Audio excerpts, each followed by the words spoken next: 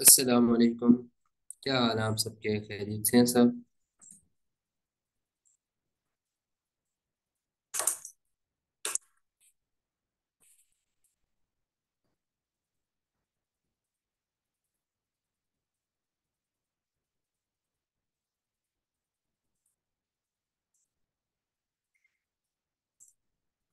चलिए।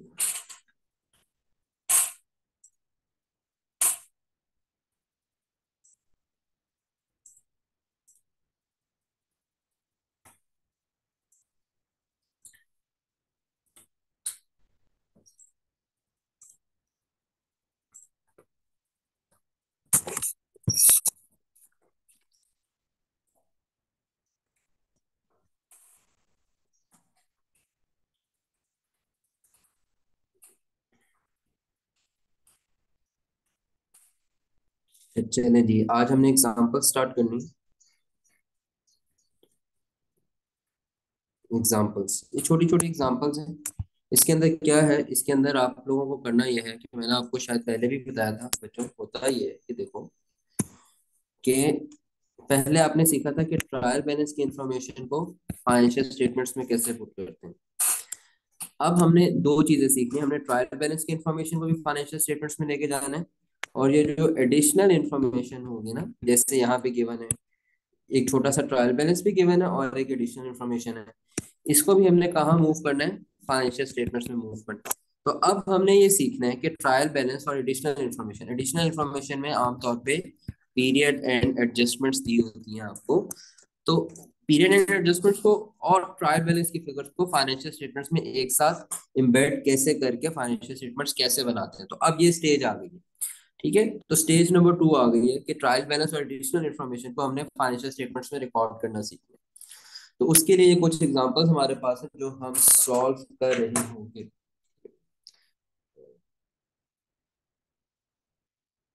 पहले हम एग्जांपल 1 ले लेते हैं।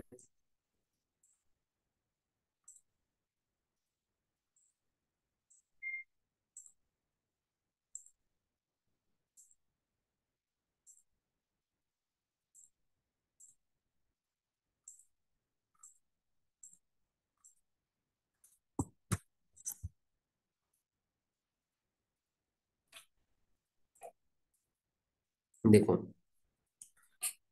कैसे करेंगे। हमने पूरी पूरी नहीं बनानी है एसओसीआई एसओएफपी। ठीक है, एसओसीआई एसओएफपी पूरी पूरी नहीं बनानी, हमने एक्सट्रैक्ट्स बनाने हैं एसओसीआई के और एसओएफपी के। एक्सट्रैक्ट्स होता है उसका कुछ पोर्शन इसके स्टेप्स होंगे। मैं आपको बताता हूँ इसको, ये एक्सट्रैक्ट्स बनाने के भी स्टेप होंगे। सबसे पहले हम प्रिपेयर करते हैं, prepare format of SOCI and SOFP. ये स्टेप नंबर 1 होता है। स्टेप नंबर 1 ये होता है। Step number 2, post trial balance info in format. Trial balance information format में पुट करो। और स्टेप नंबर 3 ये होता है, post additional information in format. ठीक है, तो बुनियादी तौर पे हम 3 स्टेप्स फॉलो कर रहे होंगे। स्टेप नंबर 1 है एसओसीआई और एसएफपी का फॉर्मेट। एसओसीआई और स्टेटमेंट ऑफ फाइनेंशियल पोजीशन। अब ध्यान ये रखना कि भाई पूरी पूरी बनाने नहीं बैठ जाएंगे। हम जरा देखते हैं ना ट्रायल बैलेंस में कौन कौन सी चीजें आ रही हैं। इन्वेंट्री आ रही है 30 जून 13 की, हमारा ईयर एंड है 30 जून 14, तो हमारे पास एक ओपनिंग इन्वेंट्री है, परचेजेस है, परचेज रिटर्न है, डिस्काउंट रिसीव है। तो एसओसीआई में हम कॉस्ट ऑफ सेल्स कैलकुलेट करके दिखा रहे होंगे, और स्टेटमेंट ऑफ फाइनेंशियल पोजीशन की बात करें तो हम करंट एसेट्स में इन्वेंट्री प्रेजेंट कर रहे हैं। ठीक है, तो इसके बाद स्टेप नंबर 1 हम लोगों ने कर लिया। ये स्टेप नंबर 1 सॉल्व हो गया, स्टेप नंबर 1 हमने कर लिया। स्टेप नंबर 2 है post trial balance information in form. अब ये आपको आता है करना। अगर ट्रायल बैलेंस की इंफॉर्मेशन पुट करें तो इन्वेंट्री जो है 570, ये ओपनिंग इन्वेंट्री। और कॉस्ट ऑफ सेल्स आपको याद है ना, ये कैसे आती थी? यहाँ पे फॉर्मूला लिख देता हूँ आपके पास। ओपनिंग इन्वेंट्री में प्लस करते थे परचेजेस, प्लस करते थे कैरेज इनवर्ड माइनस करते थे परचेज रिटर्न, माइनस करते थे डिस्काउंट रिसीव्ड, और माइनस करते थे क्लोजिंग इन्वेंट्री। याद है ना फॉर्मूला? ठीक है ना? तो अब आपको ओपनिंग इन्वेंट्री की फिगर मिल गई 570,000। तो ये आप एसोसिएट में कॉस्ट ऑफ सेल्स निकालते वक्त 570,000 ऐड करेंगे। परचेजेस की फिगर मिल गई 640,000, वो इधर ऐड हो जाएगी। कैरेज इनमें नहीं गिवन, अगर होता तो ऐड कर लेते। इसी तरह परचेज रिटर्न है हमारे पास 40,000 का, इसको माइनस कर लेंगे 40,000। और डिस्काउंट रिसीव्ड है हमारे पास 10,000 का, तो डिस्काउंट रिसीव 10,000 के इधर माइनस हो जाएगा। तो आप देखें, पहली, दूसरी, तीसरी, चौथी, ये चार फिगर्स आपको गिवन थी ट्रायल बैलेंस में, और आपने ये चारों फिगर्स फॉर्मेट में रिकॉर्ड कर ली। तो हम कहेंगे हमने स्टेप नंबर 2 भी सॉल्व कर लिया। Post trial balance information in the format, हमने फॉर्मेट के अंदर ट्रायल बैलेंस की इंफॉर्मेशन भी पोस्ट कर दी। इसके बाद आते हैं एडिशनल इंफॉर्मेशन में, जो पीरियड एंड एडजस्टमेंट्स, उसको देख लेते हैं।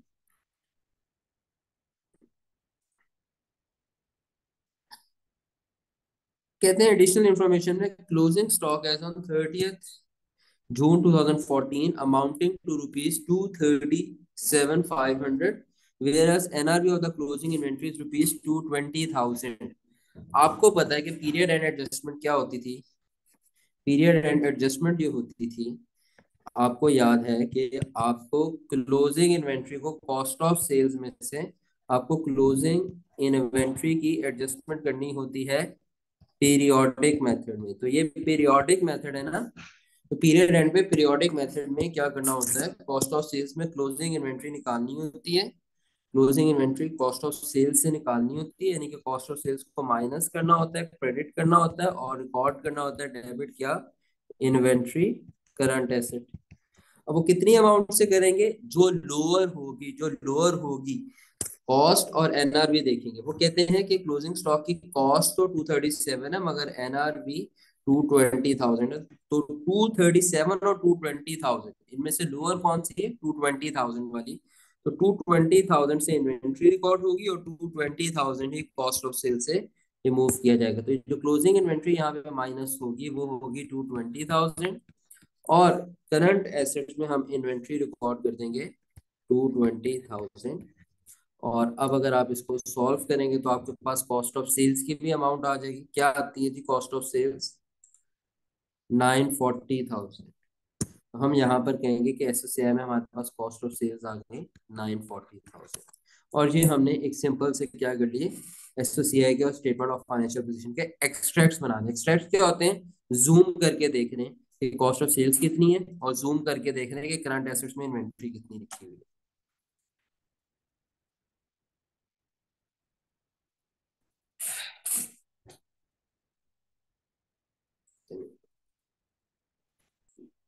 एग्जाम्पल 2 करते हैं जी।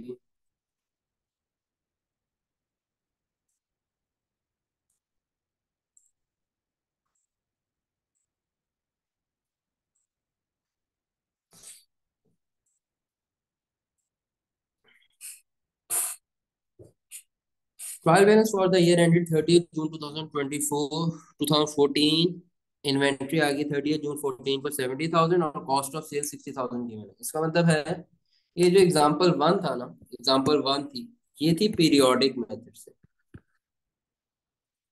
ये आपको सबसे पहले आइडेंटिफाई करना। और अगर हम एग्जांपल 2 पे गौर करें तो ये क्या है, ये परपेचुअल मेथड की है।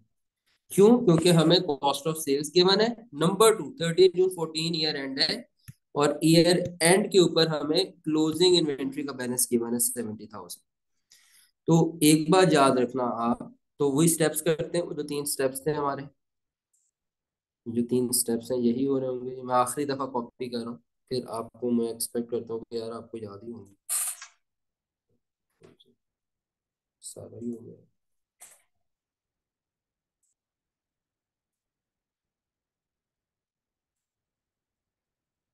ठीक है, तो सबसे पहले काम क्या करना है, फॉर्मेट बनाना है ट्रायल बैलेंस का। तो फॉर्मेट बना लेते हैं। एसओसीआई में हम कॉस्ट ऑफ सेल्स मेंशन कर रहे होंगे और स्टेटमेंट ऑफ फाइनेंशियल पोजीशन में हम करंट एसेट्स में क्लोजिंग इन्वेंट्री लिख रहे हैं। अच्छा, ट्रायल बैलेंस की जो फिगर्स होती हैं वो बड़े ध्यान से लिखनी, वो बड़े ध्यान से लिखनी। यहाँ पर आपने क्या किया था, यहाँ पर जो आपको इन्वेंट्री गिवन थी ना, तो मैं साथ साथ कंपेयर करा रहा हूँ ताकि आप लोगों को समझ आए। यहाँ पर जो ट्रायल बैलेंस में इन्वेंट्री गिवन थी, ये देखो, ये इन्वेंट्री क्या थी, ये ओपनिंग थी। और ओपनिंग इन्वेंट्री ने आपको, आपने कहाँ लिखा था, कॉस्ट ऑफ सेल्स में प्लस किया था, ठीक है ना। जो यहाँ पर इन्वेंट्री होती है परपेचुअल मेथड में, ये क्या है, ये क्लोजिंग इन्वेंट्री है। और क्लोजिंग इन्वेंट्री को आपने डायरेक्टली कहाँ लिखना है इसके अंदर, करंट एसेट्स में। इसको कॉस्ट ऑफ सेल्स में ऐड नहीं करना। कॉस्ट ऑफ सेल्स का तो क्लोजिंग बैलेंस पहले से ही गिवन होता है परपेचुअल मेथड में। तो पीरियोडिक मेथड होगा तो ओपनिंग इन्वेंट्री गिवन होगी, opening inventory cost of sales में ऐड करनी है। परपेचुअल मेथड होगा तो क्लोजिंग इन्वेंट्री ट्रायल बैलेंस में गिवन होगी, और उसको आपने करंट एसेट्स क्लोजिंग इन्वेंट्री में मेंशन करना है, कितना, 70,000। मैं ब्रैकेट्स में मेंशन इसलिए करूंगा क्योंकि हो सकता है कोई ना कोई एडजस्टमेंट रिक्वायर्ड हो एडिशनल इन्फॉर्मेशन में, इसलिए मैं फिगर फाइनली ये रुपीज वाले कॉलम में नहीं लिखूंगा, पहले मैं क्लोजिंग इन्वेंट्री के आगे 70,000 लिख दूंगा ब्रैकेट्स में, क्योंकि हो सकता है एडिशनल इन्फॉर्मेशन की वजह से कोई प्लस माइनस करना हो। और इसी तरह कॉस्ट ऑफ सेल्स है 600,000 का, तो हमने 600,000 कॉस्ट ऑफ सेल्स में भी रिकॉर्ड कर दिया, तो हमने फॉर्मेट भी बना लिया और ट्रायल बैलेंस की इन्फॉर्मेशन भी हमने फॉर्मेट में पुट कर ली, यानी कि 70,000 और 600,000। अब तीसरा स्टेप यह है कि एडिशनल इन्फॉर्मेशन को आपने फॉर्मेट में एम्बेड करना है। क्लोजिंग इन्वेंट्री की एनआरवी कितनी गिवन है, 60,000। क्लोजिंग इन्वेंट्री की एनआरवी 60,000 गिवन है। इसका मतलब है यहाँ पर दोबारा से आपको क्या करना है, एडजस्टमेंट करना है। मैंने आपको याद है बताया था कि पीरियोडिक मेथड जब होता है तो आम तौर पर आपसे क्लोजिंग इन्वेंट्री की एडजस्टमेंट कराई जाती है, और अगर परपेचुअल मेथड हो तो एनआरवी लॉस की आमतौर पे एडजस्टमेंट होगी। तो यहाँ पर एनआरवी लॉस की एडजस्टमेंट हम लोग करेंगे, और वो एडजस्टमेंट हम क्या करेंगे, हम कहेंगे कि देखो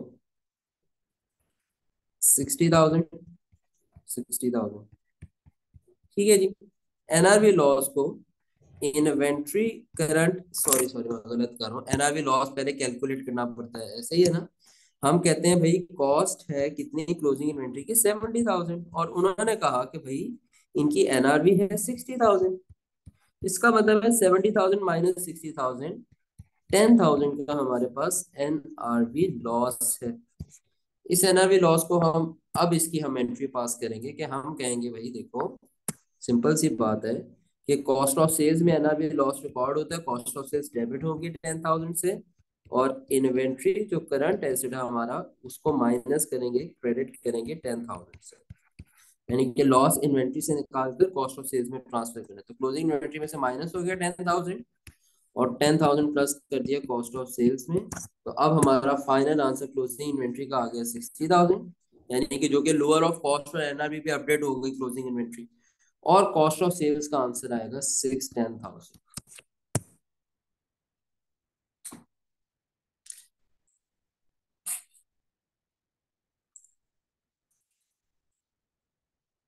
इसी तरह हमारे पास एग्जांपल नंबर 3 है।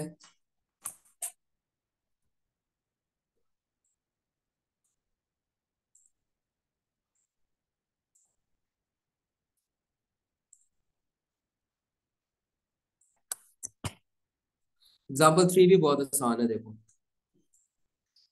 A business has provided following extracts from the trial balance as at 31st December 2018। Trial balance extract दिखाया एडमिनिस्ट्रेशन एक्सपेंसेस, और एडिशनल इन्फॉर्मेशन में उन्होंने हमें बताया कि भाई electricity expense of ₹1 million is outstanding. मैंने आपको बताया जब भी आउटस्टैंडिंग का वर्ड आएगा तो इसका मतलब क्या होता है, अनपेड। इसका मतलब है ये एक्रूड एक्सपेंस की एडजस्टमेंट की बात हो रही है यहाँ पे।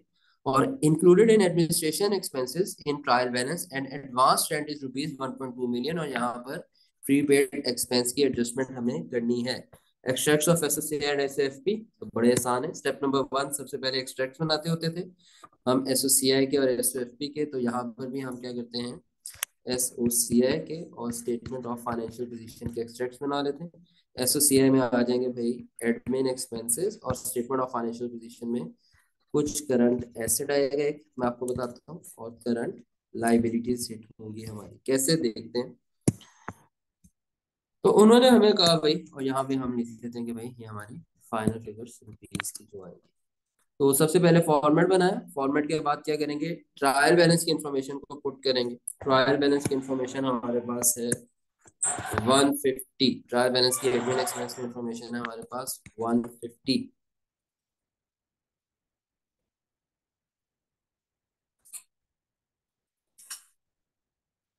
और इसके बाद हम अगर बात कर लें तो स्टेटमेंट ऑफ फाइनेंशियल पोजीशन में करंट एसेट्स जो है हमारे पास, इसको हम कर लेते हैं।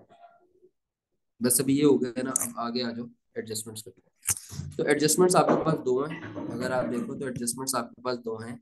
एक आपके पास एक्रूड एक्सपेंस की एडजस्टमेंट है, और एक्रूड एक्सपेंस में क्या होता था, याद है ना, कि एक्सपेंस भी रिकॉर्ड करते थे, आउटस्टैंडिंग एक्सपेंस है तो एक्सपेंस नहीं रिपे हुआ तो एक्सपेंस को रिकॉर्ड करेंगे, डेबिट करेंगे 1.5 से, और एक्रूड एक्सपेंस लाइबिलिटी भी रिकॉर्ड करेंगे, क्रेडिट करेंगे 1.5।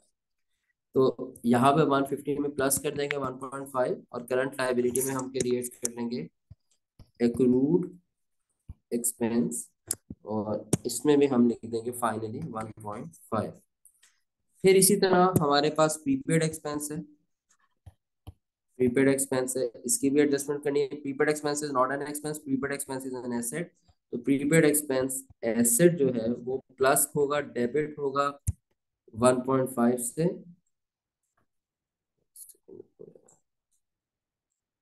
डेबिट होगा 1.5 से, सॉरी 1.5 नहीं 1.2 है, 1.2, ये देखो 1.2। और प्रीपेड एक्सपेंस जो है उसको एक्सपेंस में से निकालेंगे, एक्सपेंस में से माइनस करेंगे, एक्सपेंस क्रेडिट हो जाएगा 1.2। तो एक्सपेंस में से माइनस करेंगे 1.2, और यहाँ पे करंट एसेट्स में हम बना लेंगे प्रीपेड एक्सपेंस। प्रीपेड एक्सपेंस आप सबको पता है वो एसेट होता है, 1.2 लिख देंगे। और इस तरह एडमिन एक्सपेंसेस हम रिकॉर्ड कर देंगे। क्या आते हैं जी एडमिन एक्सपेंसेस,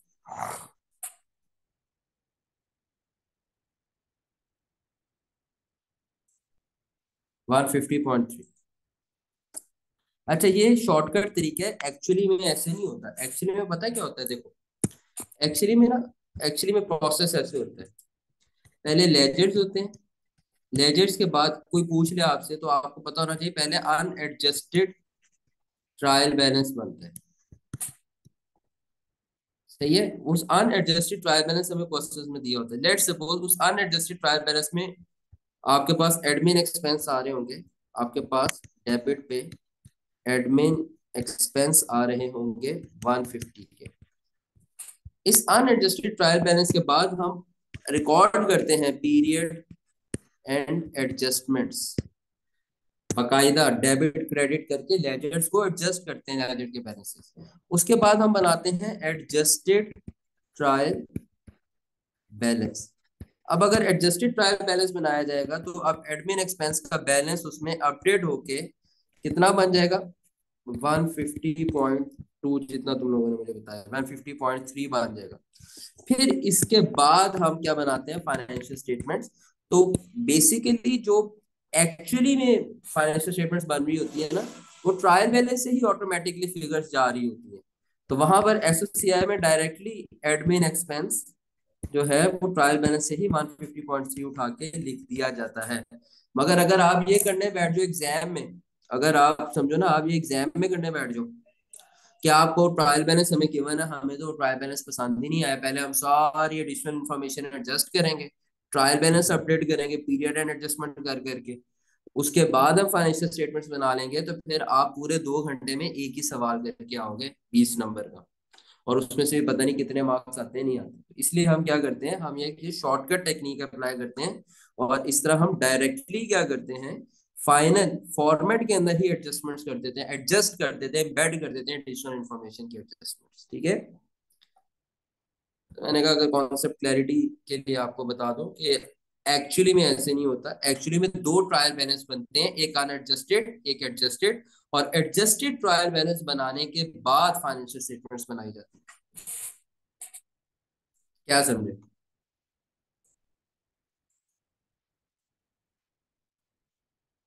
समझ आनी चाहिए, आसान आसान चीजें हैं भाई। चलिए।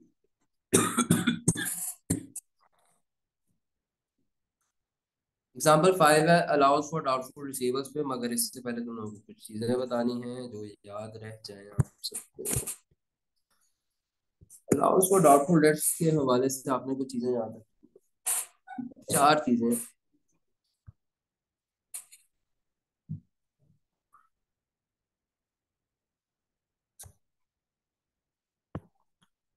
अच्छा, होता ये है कि कभी कभार, ये ना मैं ऐसे बना देता तुम लोगों को ना याद रहे। गिवन इन ट्रायल बैलेंस, आप लोगों को पहली दफा ऐसे करवा रहा हूँ, मैंने पहले कभी नहीं इस तरह एक्सप्लेन किया। ये जो अब मैं करने लगा हूँ बड़ा आसान हो जाएगा आप सबके लिए। दुआ करो मैं स्क्वेयर सही बनाऊँ।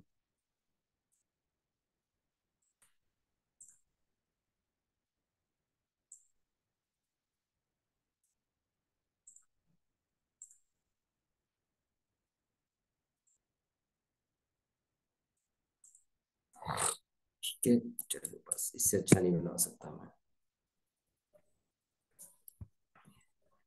गिवन ट्रायल बैलेंस और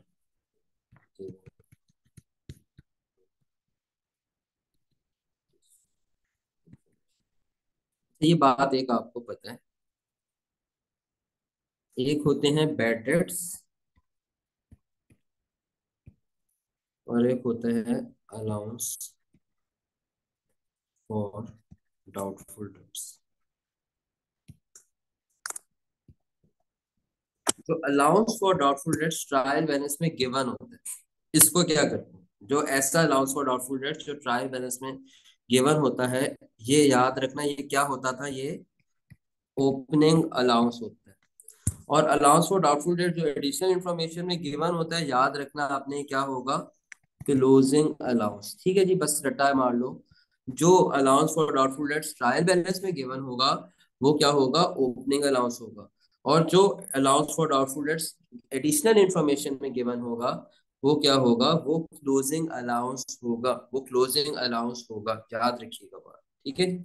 दूसरी बात, अकाउंटिंग इसका ट्रीटमेंट क्या करना है, ठीक है। दूसरी बात, ट्रीटमेंट क्या करना है, ओपनिंग अलाउंस को क्या करना है, डिडक्ट करना है, डिडक्ट करना है from bad debts expense.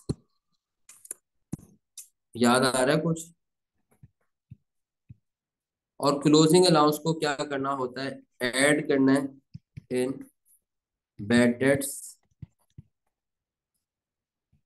Expense and and and साथ में एक और काम करना है। कौन बताएगा दूसरा काम क्या करते हैं क्लोजिंग अलाउंस, दूसरा काम क्या करते हैं,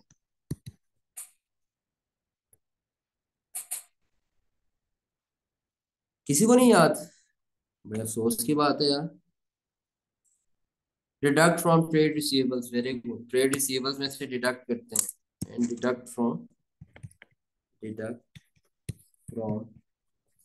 ट्रेड रिसीवेबल्स टू अराइव। भाई जिसको नहीं याद आ रहा ना भाई, ये बड़ी बेसिक चीज है जो हमने टॉपिक 4 में कवर की है। To arrive at net trade receivables, deduct from trade receivables to arrive at net, ये टू अराइव वाली छोड़ दो बच्चों, सिंपल रखते हैं, डिडक्ट फ्रॉम ट्रेड रिसीवेबल्स। वो ये क्या हुआ, डब्बा ही उड़ गया यार एडिटिंग के चक्करों में। यार एक सेकंड, ये टी रिमूव करना है।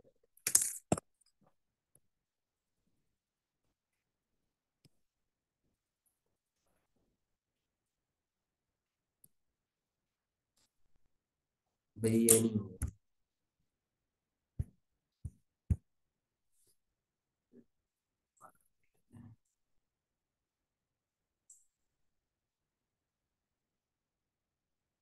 ब्लू क्यों बन गया, चलो खैर। क्योंकि इसको चलो ऐसा करते हैं, अब बना ही लिया तो इसको हम थोड़ा बड़ा कर देते हैं।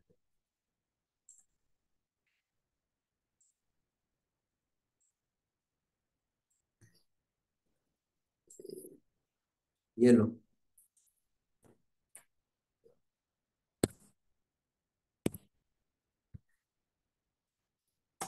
ठीक है, डिडक्ट फ्रॉम। तो अलाउंस फॉर डाउटफुल डेट्स जो ट्रायल बैलेंस में गिवन आएंगे, टेबल की समझ आ गई ना, ट्रायल बैलेंस में गिवन होंगे, वो ओपनिंग अलाउंस होगा, याद रखना, और उसको बैड डेट्स एक्सपेंस में से डिडक्ट करना है सिर्फ। और जो एडिशनल इन्फॉर्मेशन में अलाउंस फॉर डाउटफुल डेट्स की गिवन होंगे वो हमेशा क्या होंगे, क्लोजिंग अलाउंस की इन्फॉर्मेशन होगी, उसको बैड डेट्स एक्सपेंस में ऐड करना और डिडक्ट करना है फ्रॉम ट्रेड रिसीवेबल्स में। ठीक है जी। और जो बैड डेट्स होते हैं, ये बैड डेट्स जो ट्रायल बैलेंस में गिवन होते हैं, they are they are they are they are deducted from already they are already deducted from trade receivables. इनको क्या करना है, इनको आपने ऐड करना है इन बैड डेट्स एक्सपेंस। और जो बैड डेट्स एडिशनल इंफॉर्मेशन में गिवन होंगे ना, रूल ऑफ थंब आपने याद रखना है, they are not yet deducted from trade receivables. We have to add them in bad debts expense and deduct them from trade receivables. चलो, आती है समझ? समझ आती है कुछ? समझ आती है? समझ आती है? समझ आती है सबको? क्योंकि हमारा ना एक रूल ऑफ थंब है, एक और भी, एक तो ये था ना, एक और भी है। ये जो स्टेप्स है ना, प्रिपेयर प्रिपेयर फॉर्मेट और prepare trial post trial balance information in format, ये हमने हमेशा वंस करना है और ये हमने करना है हमेशा ट्वाइस। ये रूल याद रखना है, आपको बड़ा फायदा देगा। ये जो है ना कि पोस्ट फॉर्मेट ऑफ एस, ये जो आप ट्रायल बैलेंस की इंफॉर्मेशन फॉर्मेट में पोस्ट करते हो, ये जो आप ट्रायल बैलेंस की इंफॉर्मेशन फॉर्मेट में पोस्ट करते हो, ये आप करते हो एक बार। अगर ये सवाल देखें तो इन्वेंट्री में एग्जांपल 2 के अंदर ट्रायल बैलेंस की इंफॉर्मेशन थी इन्वेंट्री और कॉस्ट ऑफ सेल्स 70,000 60,000, ये आपने कितनी बार लिखा है?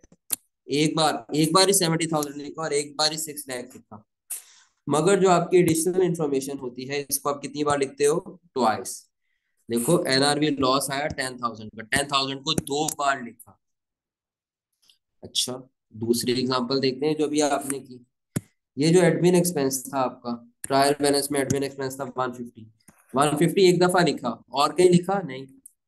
मगर जो आपकी एडिशनल इंफॉर्मेशन है, एक्रूड एक्सपेंस आपने रिकॉर्ड किया 1.5 1.5 1.5 1.5 2 बार, 1.2 1.2 1.2 1.2 2 बार। तो ट्रायल बैलेंस में जो इंफॉर्मेशन होगी वो आपको एक बार रिकॉर्ड करनी है फॉर्मेट में, और जो एडिशनल इंफॉर्मेशन होगी उसको आपको 2 बार रिकॉर्ड करना है। तो इससे भी आपको याद रह सकता है कि ये जो फिगर्स होंगी बैड डेट्स एक्सपेंस की, जो ट्रायल बैलेंस में गिवन होगी, उनको एक एक बार ट्रीटमेंट बताया जा रहा है, यानी कि इसको सिर्फ बैड डेट्स एक्सपेंस में ऐड करो। और जो अलाउंस फॉर डाउटफुल डेट्स है उसको क्या कर दो, सिर्फ जो ट्रायल बैलेंस में गिवन है उसको सिर्फ डिडक्ट कर दो बैड डेट्स एक्सपेंस में से। मगर जो बैड डेट्स एडिशनल इंफॉर्मेशन में गिवन है, एडिशनल इंफॉर्मेशन का रूल है ये 2 बार रिकॉर्ड होती है। तो हमने कहा कि भाई इसको बैड डेट्स एक्सपेंस में भी रिकॉर्ड करो और इसको ट्रेड रिसीवेबल से भी डिडक्ट करो, यानी कि इसके 2 ट्रीटमेंट्स करो।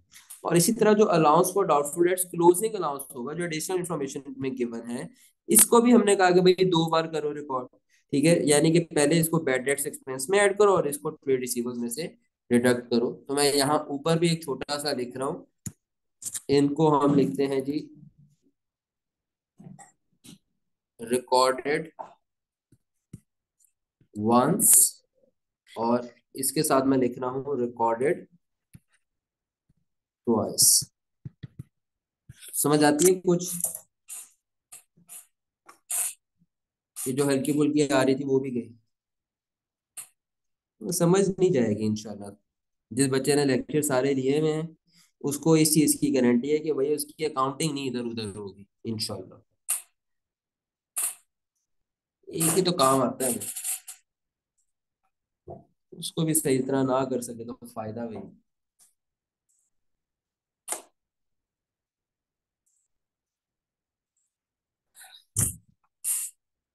चलिए,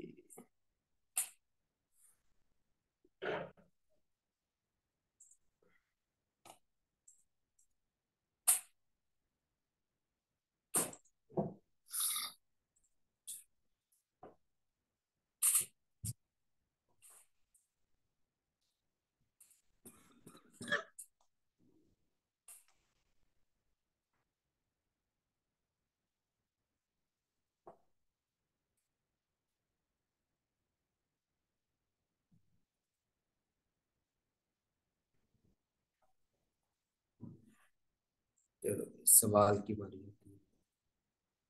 यहाँ भी सिंपल है, यहाँ पे आपको सिर्फ अलाउंस सिखा रहा हूँ, बल्कि नहीं, आगे सब कुछ ही करूँगा।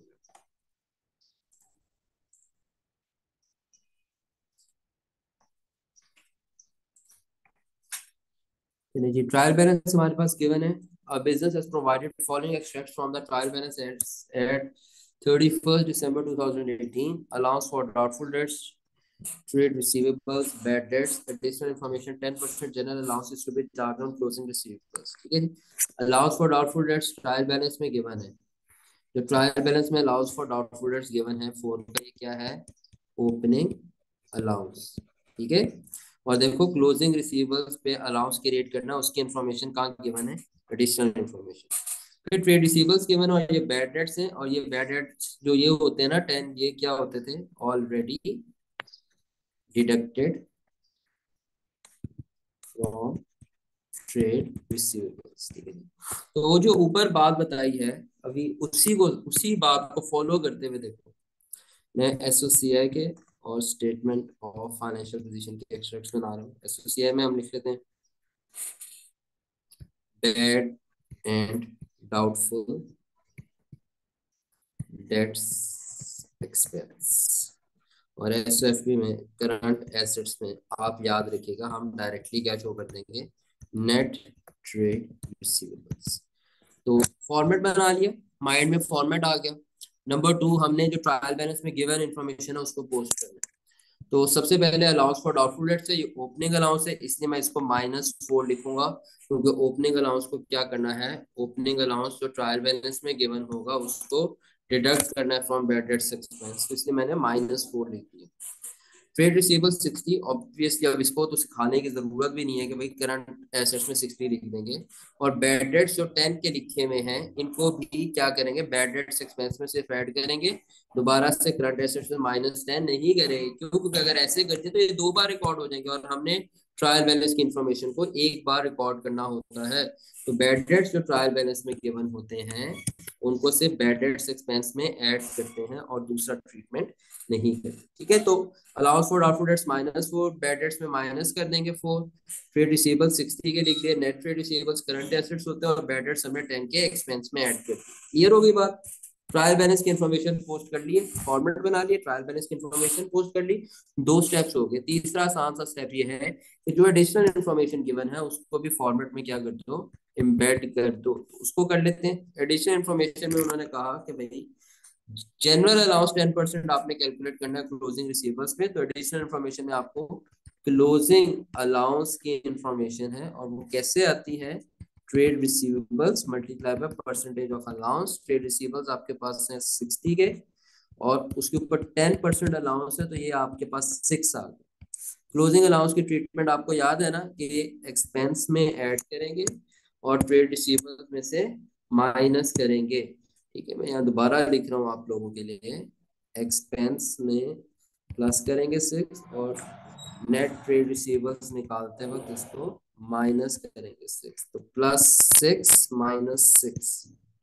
तो एडिशनल इन्फॉर्मेशन देखो दो बार आई है, क्लोजिंग अलाउंस दो बार आया है, क्योंकि देखो अलाउंस फॉर डाउटफुल डेट्स जो एडिशनल इन्फॉर्मेशन में होगा वो क्लोजिंग अलाउंस होगा, उसको बैड डेट्स एक्सपेंस में ऐड करना और उसको ट्रेड रिसीवेबल्स में से डिडक्ट करना है। तो ये आपके हमारे पास आंसर्स आ गए, ये 54 आ गया यहाँ पे। और ये क्या हो गया जी, 10 + 6 + 6 - 4, ये 2 हो गया, 10 + 2 12।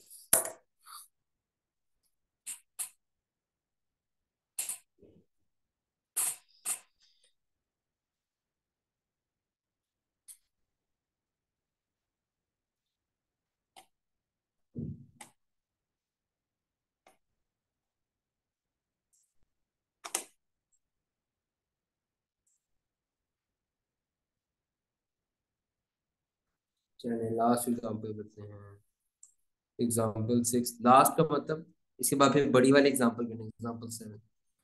ये इसमें पूरा फुल फ्लैश ट्रायल बैलेंस वगैरह है।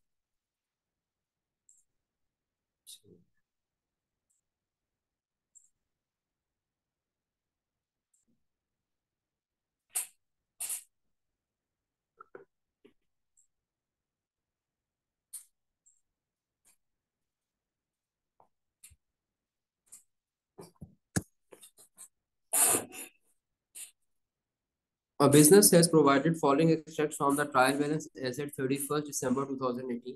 कहते हैं एक बिजनेस ने हमें एक्सट्रैक्ट ट्रायल बैलेंस का प्रोवाइड किया है।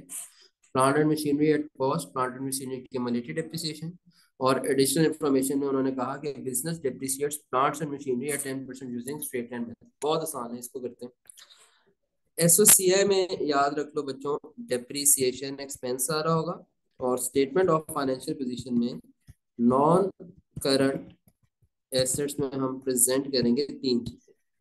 सबसे पहले हम लिखेंगे प्लांट एंड मशीनरी की कॉस्ट क्या है, फिर हम कहेंगे प्लांट एंड मशीनरी की एक्यूमुलेटेड डेप्रिसिएशन क्या है, और फिर हम उसकी नेट बुक वैल्यू लिखेंगे, क्योंकि हमें पता है कि assets are shown at their net book value in statement of financial position. तो स्टेटमेंट ऑफ फाइनेंशियल पोजीशन में एसेट्स को उनकी नेट बुक वैल्यू पे प्रेजेंट करते हैं। फॉर्मेट बना लिए, फॉर्मेट के बाद इंफॉर्मेशन पुट कर लेते हैं ट्रायल बैलेंस की 600 और 200। कॉस्ट में हम लिख देंगे ब्रैकेट्स ओपन करके 600, एक्यूमुलेटेड डेप्रिसिएशन में लिख देंगे 200। उसके बाद एडिशनल इन्फॉर्मेशन में डेप्रिसिएशन कैलकुलेट आपने करनी है। डेप्रिसिएशन कैसे आएगी आपको पता है, प्लांट एंड मशीनरी पर 10% यूजिंग स्ट्रेट लाइन मेथड है, तो डेप्रिसिएशन जब स्ट्रेट लाइन मेथड से होगी तो कॉस्ट मल्टीप्लाई बाय 10%। कॉस्ट है 600, 10% इसका, ये आपके पास 60 आ गया।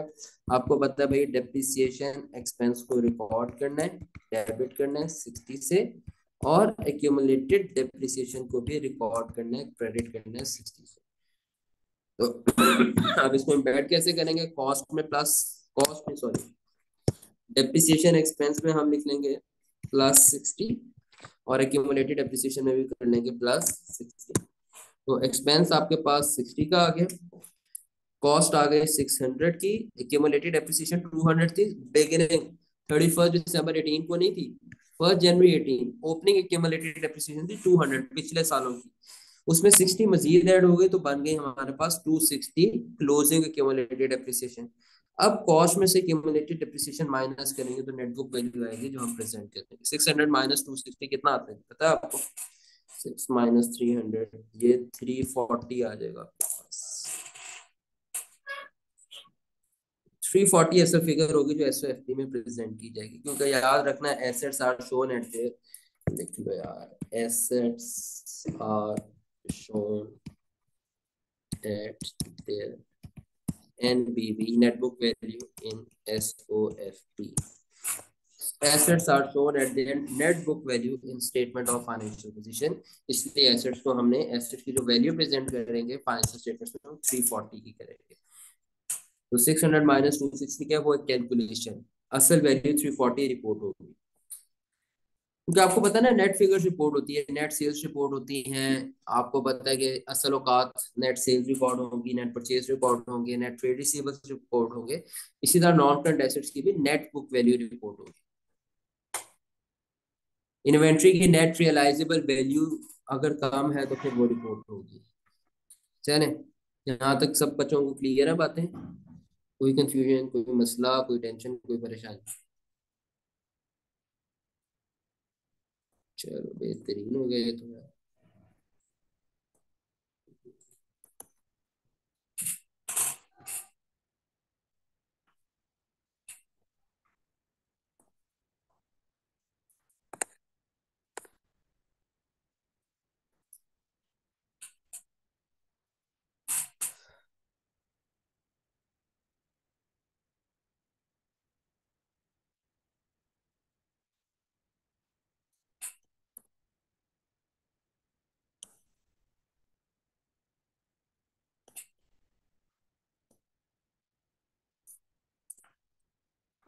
चलो अब हम ऐसा करेंगे, हम एग्जांपल नंबर 7 सॉल्व करेंगे।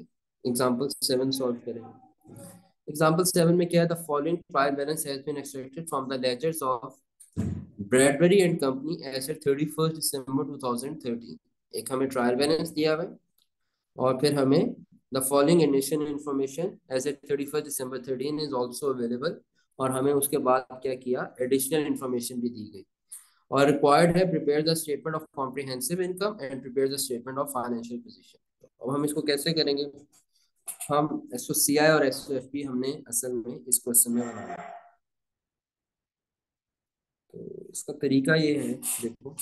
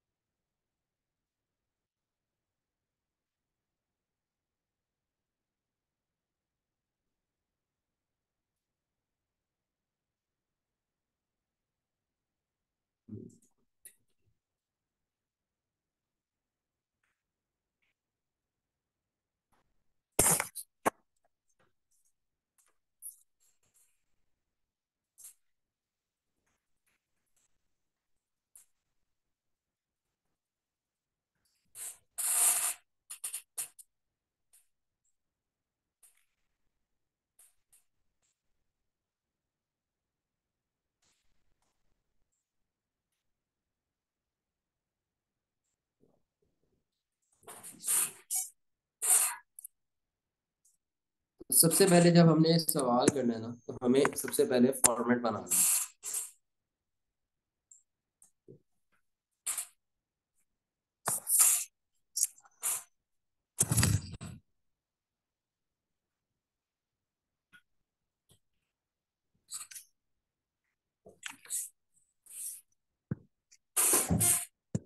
एक हमने सबसे पहला काम याद है ना, फॉर्मेट बनाते थे। तो सबसे पहला काम यहाँ पे भी यही करेंगे, एसओसीआई और एसओएफपी का फॉर्मेट। मैं यहाँ लिखता हूँ एसओसीआई। एसओसीआई का फॉर्मेट आपको पता है ना कैसे मिलता है, बल्कि चलो पहला सवाल है, मैं आपको इसका पूरी डिटेल्स दिखाता हूँ कि कैसे होगा। हम कहेंगे ब्रैडबरी एंड कंपनी। सबसे पहले नेम लिखते हैं, ब्रैडबरी एंड कंपनी। फिर हम लिखते हैं स्टेटमेंट ऑफ कॉम्प्रिहेंसिव इनकम। फिर हम लिखते हैं for for the year ended. Year and है हमारा 31 दिसंबर, 31 दिसंबर 30, ऐसा करके हम हेडिंग देते हैं। फिर हम, आपको पता है फॉर्मेट कैसे बनाते थे, हम यहाँ लिखते हैं नेट सेल्स, लेस करते हैं कॉस्ट ऑफ सेल्स। उसके बाद हमारे पास आ जाता है ग्रॉस प्रॉफिट।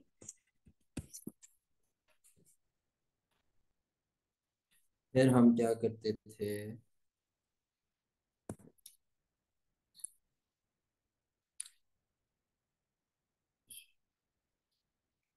अच्छा यहाँ मैं ना थोड़ा सा फॉर्मेट चेंज करूँ, कंफ्यूज ना होना। ये इसमें से लेस करेंगे एडमिन एक्सपेंसेस, लेस करेंगे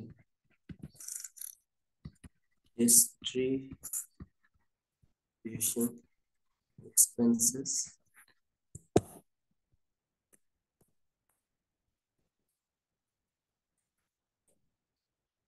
ठीक है जी। तो हमारे पास एक फिगर आएगी, उसे हम कहते हैं प्रॉफिट ऑपरेशंस, ये आपने पहले नहीं बोला। उसमें से हम ऐड कर देंगे अदर इनकम्स, लेस कर देंगे हम अदर एक्सपेंसेस, तो हमारे पास आ जाएगा नेट प्रॉफिट।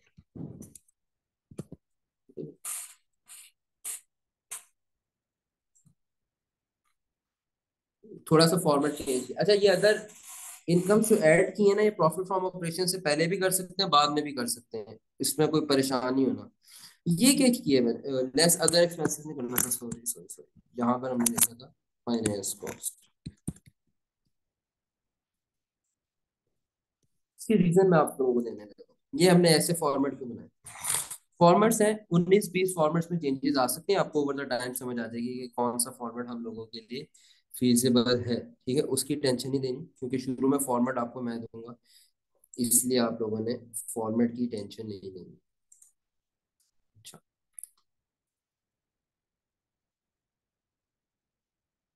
फिर आता है इसके बाद कौन सा फॉर्मेट आता है, स्टेटमेंट ऑफ फाइनेंशियल पोजीशन का। तो यहाँ पर एसएफपी का भी फॉर्मेट बनाएंगे।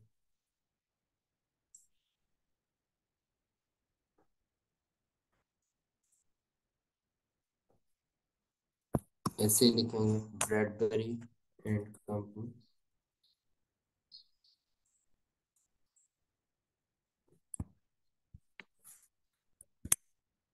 ब्रैडबरी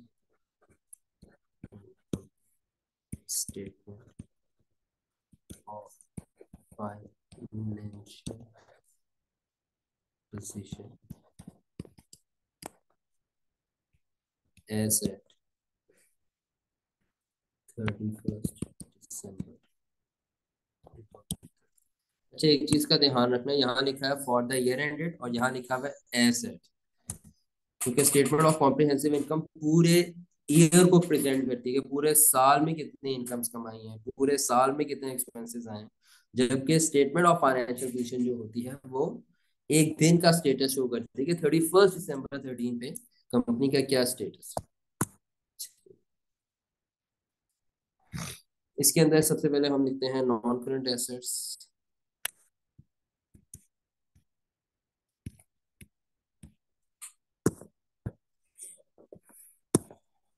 नॉन करंट एसेट्स,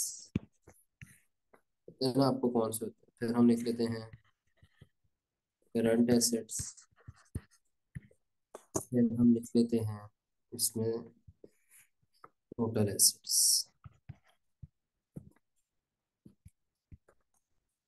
ठीक है, उसके बाद हमारा इक्विटी का सेक्शन स्टार्ट हो जाता है, उसमें हम लिखेंगे इक्विटी, और इक्विटी हम सेपरेटली लिखा करेंगे capital and net profit less drawings. फिर हम उसके बाद इक्विटी निकाल लेंगे, फिर हम लिखेंगे, हमारे पास आ जाएगी टोटल इक्विटी, हम लिखेंगे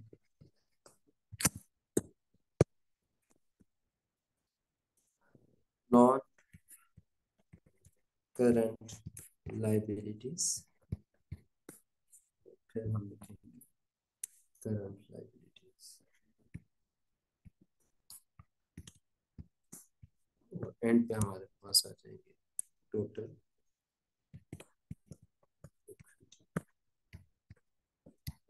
लाइबिलिटी। तो ये फॉर्मेट होता है।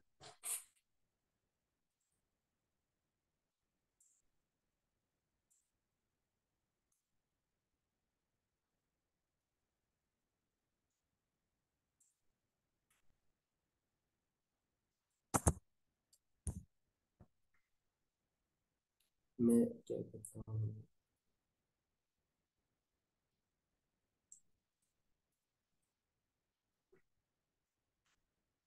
मैं इस फॉर्मेट को एक जगह संभाल लेता हूँ ताकि बार बार मुझे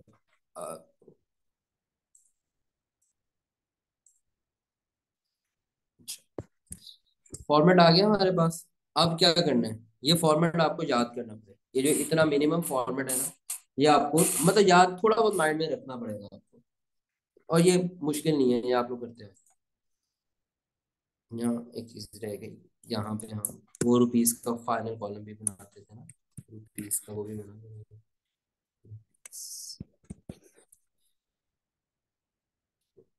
अच्छा,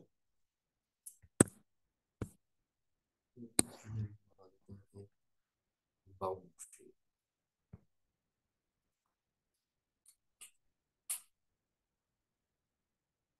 अब क्या करना है, फॉर्मेट बनाने के बाद क्या करते थे, ट्रायल बैलेंस की इंफॉर्मेशन फॉर्मेट में पुट करते थे एक बार।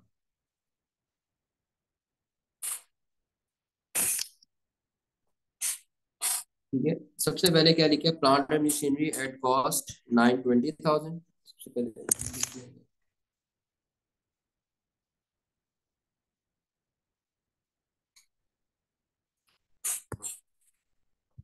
Plant and machinery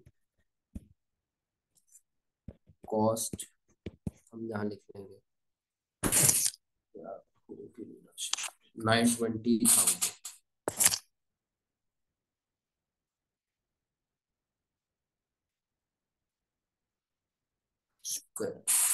920,000।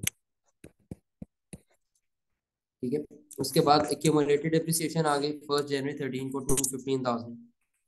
ये लिख लेते हैं, ऐसे लिखने हैं यहाँ पर ना, कॉस्ट आ गई 920,000 और प्लांट मशीनरी की एक्यूमुलेटेड डेप्रिसिएशन हमारे पास आ गई, कितनी थी, 215,000। 215,000। ट्रायल बैलेंस इंफॉर्मेशन पुट कर रहा हूँ, इन्वेंट्री एसेट 1 जनवरी 13 39,000। तो इन्वेंट्री 1 जनवरी की है, ओपनिंग इन्वेंट्री है।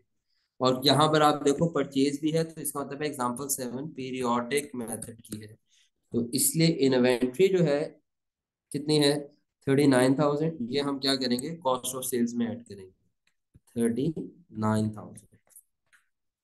रेवेन्यू है 1,292,000, नेट सेल्स में लिख लेंगे 1,292,000। उसके बाद हमारे पास है परचेजेस 550,000, कॉस्ट ऑफ सेल्स में ऐड कर देंगे 550,000।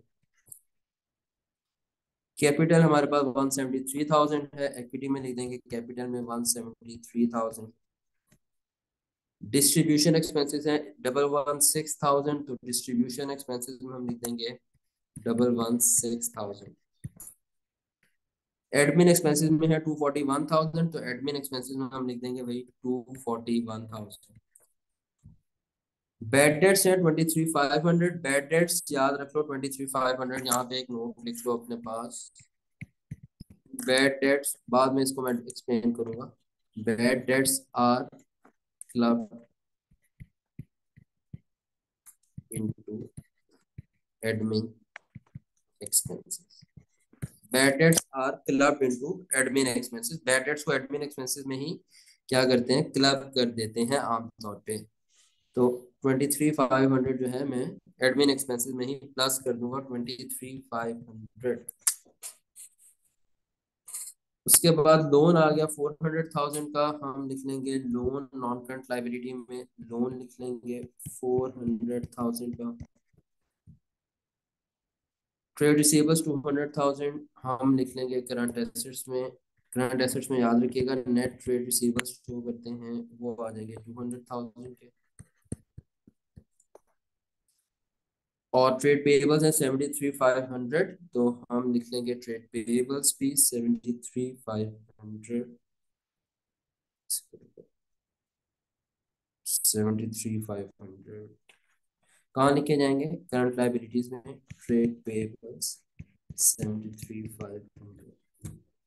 उसके बाद अलाउंस फॉर डाउटफुल डेट्स, ये अलाउंस कौन सा अलाउंस हो सकता है, ओपनिंग या क्लोजिंग, सोचो थोड़ा सा। ये अलाउंस फॉर डाउटफुल डेट्स ये ओपनिंग है या क्लोजिंग है।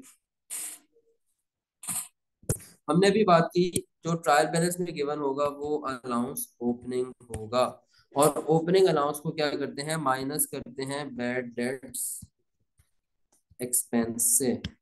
बैड डेट्स एक्सपेंस कहाँ पे क्लब किए हुए, एडमिन एक्सपेंसेस में। तो इस 6,000 को हम सिंपल क्या करेंगे, एडमिन एक्सपेंसेस में जाकर माइनस कर देंगे, माइनस कर देंगे 6,000।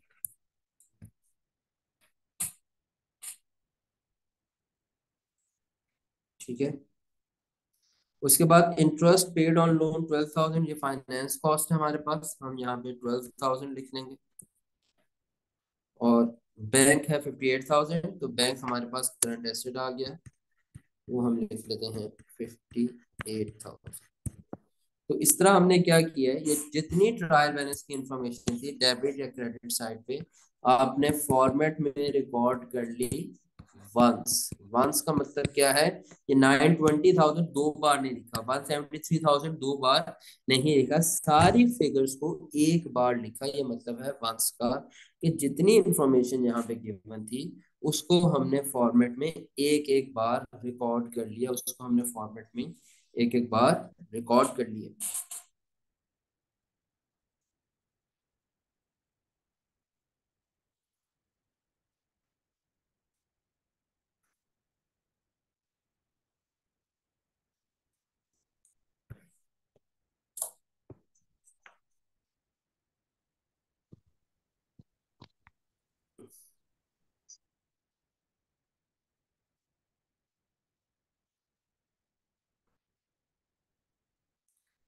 चलें आगे चलते हैं अब।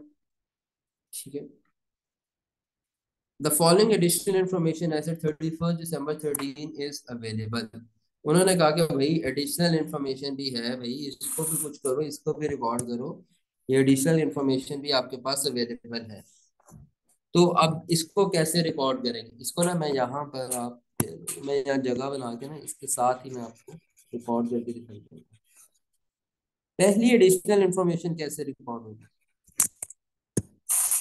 Inventory as at 31 December 13 was valued at 35,000। इसमें हम क्या एंट्री करेंगे, आपको पता है क्लोजिंग इन्वेंट्री की एडजस्टमेंट होगी, क्लोजिंग इन्वेंट्री की एडजस्टमेंट है, क्योंकि ये कौन सा मेथड है, पीरियोडिक मेथड है। क्लोजिंग इन्वेंट्री की एडजस्टमेंट क्या होती है, कॉस्ट ऑफ सेल्स को माइनस करते हैं, क्रेडिट करते हैं, और इसको इन्वेंट्री करंट एसेट्स में डेबिट करते हैं। कितनी अमाउंट करेंगे इन्वेंट्री की, 35,000। इन्वेंट्री 35,000 से डेबिट और कॉस्ट ऑफ सेल्स 35,000 से क्रेडिट। कॉस्ट ऑफ सेल्स को कम करना और इन्वेंट्री को बढ़ाना है, कितने से, 35,000 से। हम कॉस्ट ऑफ सेल्स में गए, माइनस किया 35,000, और यहाँ पर हम आए और हमने लिखा क्लोजिंग इन्वेंट्री, और हमने लिख दिया प्लस 35,000। ऐसे हमने क्या किया, एडिशनल इंफॉर्मेशन को दो बार रिकॉर्ड कर दिया फॉर्मेट में। आगे आते हैं। Depreciation on plant and machinery for the year ended 31st December 13 is to be provided at the rate of 10% on cost. Depreciation provide करनी है at 10% of cost पे। तो depreciation कैसे provide करेंगे, हम कहेंगे भाई सबसे पहले तो depreciation कैलकुलेट कर लो, cost multiply by rate। क्यों, क्योंकि स्ट्रेट लाइन मेथड है ना, तो कॉस्ट पे रेट लगाया जाएगा। तो कॉस्ट क्या है जी प्लांट एंड मशीनरी की, 920,000, 920,000, ये देखो ट्रायल बैलेंस में भी यही है 920,000, और इस पे रेट लग गया हमारा 10% का, तो ये आ गई हमारे पास डेप्रिसिएशन 92,000। अब डेप्रिसिएशन की भी एडजस्टमेंट आप लोगों को पता है ना क्या है, कि डेप्रिसिएशन एक्सपेंस हमने क्या करना है, रिकॉर्ड करना है 92,000। ठीक है, और हमने एक्यूमुलेटेड डेप्रिसिएशन भी रिकॉर्ड करनी है 92,000। डिप्रिसिएशन एक्सपेंस डेबिट होगा और 92,000 क्रेडिट होगा। ठीक है जी। यहाँ मैं एक एडिशनल बात लिख रहा हूँ। ठीक है, रिकॉर्ड डेप्रिसिएशन इन डिस्ट्रीब्यूशन एक्सपेंस। मान लो कि बस अभी मैंने बस आपको कह दिया कि डिप्रिसिएशन को कहाँ रिकॉर्ड करो, डिस्ट्रीब्यूशन एक्सपेंस में रिकॉर्ड करो। ठीक है, तो बस मान लो मैंने इंस्ट्रक्शन दी है इसलिए कर रहे हैं। ठीक है, समझ लो ये क्वेश्चन का पार्ट ही था कि डेप्रिसिएशन को डिस्ट्रीब्यूशन एक्सपेंस में रिकॉर्ड करो। ओके, एग्जामिनर आपको कोई ना कोई सिग्नल देगा कि आपने डेप्रिसिएशन को एडमिन एक्सपेंस में रिकॉर्ड करना है या डिस्ट्रीब्यूशन एक्सपेंस में। तो बहरहाल यहाँ पे लिखा हुआ था डिस्ट्रीब्यूशन एक्सपेंस में रिकॉर्ड करो, तो हम ये 92,000 डिप्रिसिएशन एक्सपेंस क्लब कर लेंगे डिस्ट्रीब्यूशन एक्सपेंस में, plus 92,000 plus 92,000, sorry sorry sorry, plus 92,000, और एक्यूमुलेटेड डेप्रिसिएशन में भी प्लस कर लेंगे 92,000। तो आपने हमेशा याद रखना है, ये बहुत सारे बच्चे गलती करते हैं कि वो जो एडिशनल इंफॉर्मेशन होती है उसको एक बार रिकॉर्ड करते हैं। तो आप बच्चों ने याद रखना है कि जो एडिशनल इंफॉर्मेशन होगी उसको फॉर्मेट में 2 बार रिकॉर्ड करना है, एडिशनल इंफॉर्मेशन को फॉर्मेट में 2 बार रिकॉर्ड करना है। तो 92,000 हो गया। यहाँ तक क्लियर है सबको, ए और बी रिक्वायरमेंट? यहाँ तक कोई मसला, परेशानी, टेंशन?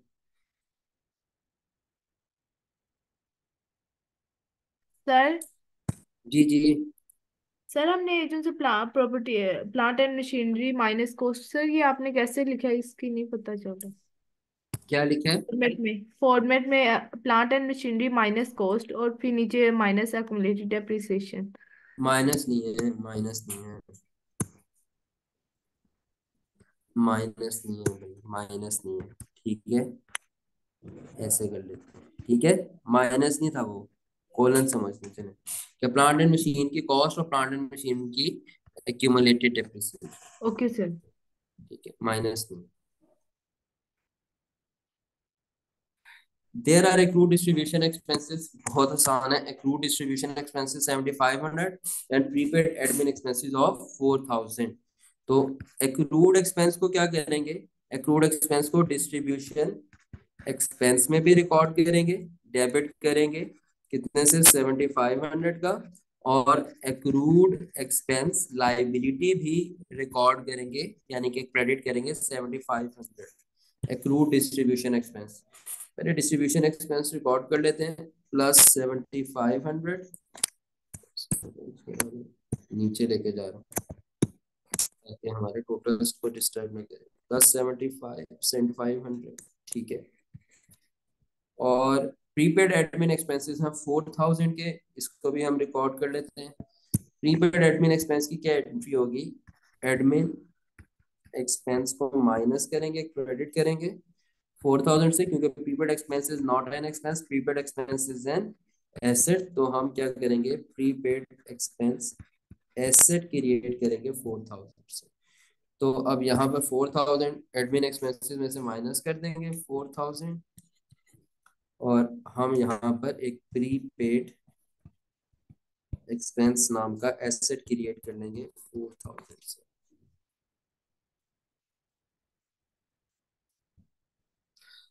डी है, the allowance for doubtful debt should be adjusted to 2% of trade receivables as at 31 December 13। और हमने बात की है कि भाई जो ट्रायल बैलेंस में अलाउंस होगा वो ओपनिंग अलाउंस होगा, और जो एडिशनल इंफॉर्मेशन में अलाउंस की इंफॉर्मेशन होगी वो हमेशा हमेशा क्या होगी, क्लोजिंग अलाउंस की इंफॉर्मेशन होगी। ठीक है, तो मैं यहाँ पे एक और इंक यूज कर लेता हूँ। तो यहाँ पर अब आपके पास क्लोजिंग अलाउंस चाहिए। क्लोजिंग अलाउंस पहले तो कैलकुलेट करना है, कैसे होगा, trade receivable multiply by percentage, जितना अलाउंस है। रिसीवेबल्स देख लेते हैं भाई क्वेश्चन में कितने ट्रेड रिसीवेबल्स हैं हमारे पास, 200,000 के। तो 200,000 मल्टीप्लाई बाय 2%, ये हमारे पास 4,000 आ जाएगा। 4,000 से हम क्या करेंगे, आप लोगों को पता है, बैड डेट्स एक्सपेंस मैंने एडमिन एक्सपेंस में क्लब किए हुए, एक्सपेंस में प्लस करेंगे 4,000, और नेट ट्रेड रिसीवेबल्स में से माइनस करेंगे 4,000। तो यहाँ मैंने एडमिन एक्सपेंस में बैड डेट्स क्लब किए हुए थे, उसी में 4,000 प्लस कर दूंगा, और नेट ट्रेड रिसीवेबल्स में से माइनस कर दूंगा 4,000। Interest has not been accrued on the loan at the year end. Not been accrued का मतलब है कि कुछ एक्रूड इंटरेस्ट था जो हमने पे अभी नहीं किया, और ना ही उसको एक्रूड एक्सपेंस की एडजस्टमेंट को रिकॉर्ड किया है। अब से कितने इंटरेस्ट के अमाउंट है जो एक्रू नहीं हुआ, इसको चेक करने का क्या तरीका है? लास्ट रिक्वायरमेंट है ई, ये जो मैं अब आपको करवा रहा हूँ, interest has not been accrued in the loan at the year end. अब देखो, मान लो कि इंटरेस्ट कितना है, interest expense for the year calculate कर लेते हैं कितना है, loan multiply by rate of interest ऐसे ही आता है ना। तो हम लोगों ने लोन लिया हुआ था, अगर आप यहाँ पे देखो 4 लाख रुपए का लोन लिया था जिसपे 6% इंटरेस्ट था। तो हमारे पास interest expense for the year होना चाहिए, 4 लाख का लोन था और रेट था उसके ऊपर 6%, यानी कि 24,000 का हमारे पास इंटरेस्ट एक्सपेंस बनता था। सही है जी। दूसरी बात याद रखना कि कुछ ना कुछ एक्सपेंस आपने यहाँ पर रिकॉर्ड भी किया हुआ है। आप अगर देखो ना, तो यहाँ देखो इंटरेस्ट पेड ऑन लोन आपको नजर आएगा, ये देखो इंटरेस्ट पेड ऑन लोन 12,000। इसका मतलब है कि आपने इस 24,000 का 24,000 नहीं देना, उसमें से आप 12,000 का इंटरेस्ट पे कर चुके हो ऑलरेडी पेड।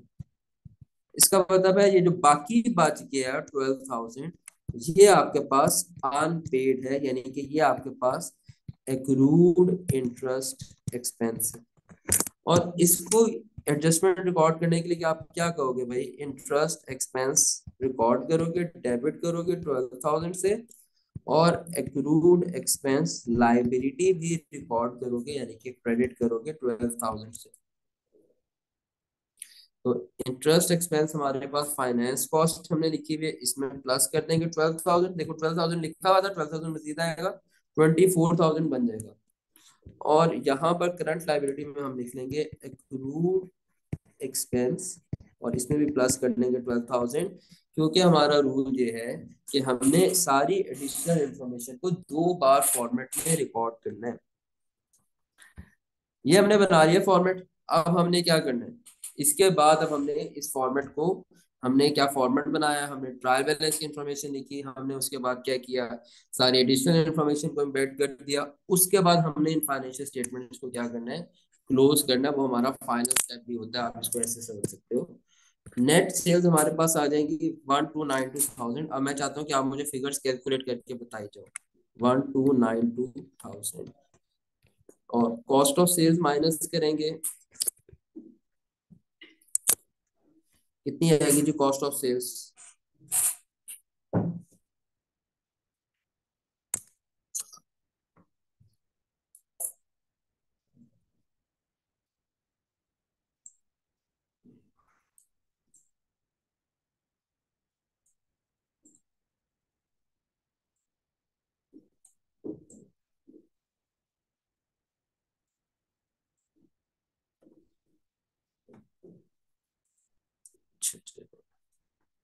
554,000, 554,000। ग्रॉस प्रॉफिट क्या आता है जी,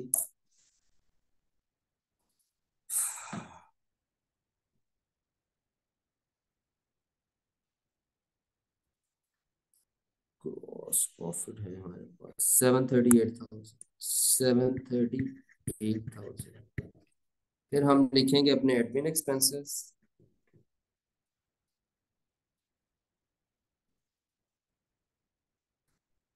58,500। चेक करते हैं जरा, 258,500।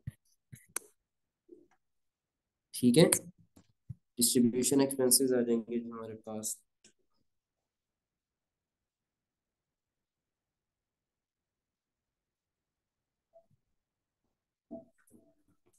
215,500। हमारे पास प्रॉफिट फ्रॉम ऑपरेशन आ गए। अच्छा, याद रखिएगा कि ग्रॉस प्रॉफिट और नेट प्रॉफिट के बीच में भी एक प्रॉफिट निकाला जाता है, ये नई बात है। ग्रॉस प्रॉफिट और नेट प्रॉफिट के बीच में भी एक प्रॉफिट निकाला जाता है, जिसे कहते हैं प्रॉफिट फ्रॉम ऑपरेशंस। आमतौर पर इस प्रॉफिट फ्रॉम ऑपरेशंस में से फाइनेंस कॉस्ट माइनस नहीं हुई होती या टैक्सेस माइनस नहीं हुए होते। तो अब हम 738,000 माइनस 258,500 माइनस 215,500, हमारे पास आंसर आया 264,000, 264। ठीक है जी। फाइनेंस कॉस्ट आपके पास आ गई 24,000 की, इसमें माइनस कर दिया 264,000 में से 24,000, 264,000, ये आपके पास आ गया 240,000। चलिए, ये नेट प्रॉफिट हम कहाँ लिख देते हैं, यहाँ पे नेट प्रॉफिट आ गया हमारे पास 240,000। अच्छा, नॉन करंट एसेट्स निकालते हैं, कॉस्ट है 920,000। एक्यूमुलेटेड डेप्रिसिएशन बन गई 215 प्लस 92 307,000। और कॉस्ट में से क्यूमुलेटेड डेप्रिसिएशन माइनस होगी तो हमारे पास नेट बुक वैल्यू आएगी, जो हम प्रेजेंट करेंगे। नेट बुक वैल्यू आएगी जो हम फाइनेंशियल स्टेटमेंट्स में प्रेजेंट करेंगे। 920 माइनस 307, ये आपके पास आया 613,000। ठीक है जी, ये आपके पास आ गया जी 196,000, फिर 58,000, 35,000, फिर हमारे पास 4,000 आ गया। और इस तरह हम इनको टोटल कर लेंगे, 613, 613 प्लस 196 प्लस 58 प्लस 35 प्लस 4, हमारे पास आ गया टोटल एसेट्स 906,000। एक दफा साथ साथ आप लोग वेरीफाई भी करते हैं। ठीक है। अच्छा, इक्विटी आ गई कैपिटल 173,000, हम एज इट इज लिख लेंगे। ड्राइंग्स हमारे क्वेश्चन में नहीं है, छोड़ देंगे। टोटल इक्विटी आ जाएगी net capital plus net profit 413,000। Non current liability में लोन लिख लेंगे 400,000 का। ट्रेड पेबल्स आ जाएंगे 73,500 के। एक्रूड एक्सपेंसेस आ जाएंगे 12,000 के। और बस टोटल इक्विटी एंड लाइबिलिटीज में अब आपने 1 2 3 4 फिगर्स को ऐड करना है तो आपके पास आंसर आ जाएगा।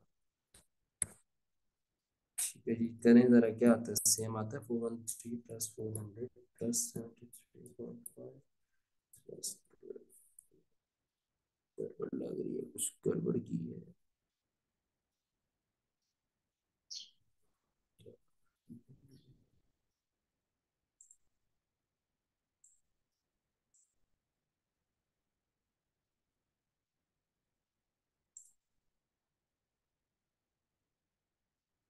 यार कोई कोई कोई मिस्टेक की है, कोई मिस्टेक की है। लेट मी चेक क्या मिस्टेक की है।